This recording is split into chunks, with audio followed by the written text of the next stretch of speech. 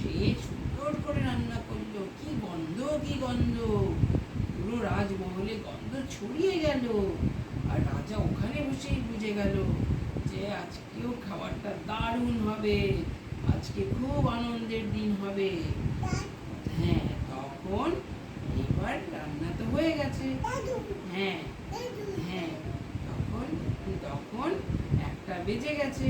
এইবার তো রাজামশাই খাবে। রাজামশাই খেতে বসলো। হ্যাঁ, তখন রাজামশাই এত বড় একটা থালা দেওয়া হয়েছে, এই বড় মাছের মাথা। হ্যাঁ, একে বলে গল্পের গরু যখন গাছে উঠে যায় তখন যা ইচ্ছে তাই গলদা চিংড়ি, জানিস মা? হয়। সেই রাজা, হ্যাঁ রাজা গলদা চিংড়িটা খেলো আস্তে আস্তে করে রাত্রি ছাড়িয়ে 1:45 বাজে, ঠিক আছে? আর এখন এসব ওই- পেট বানানো গল্প আর চলছে। ওই কাতলা মাছের বড়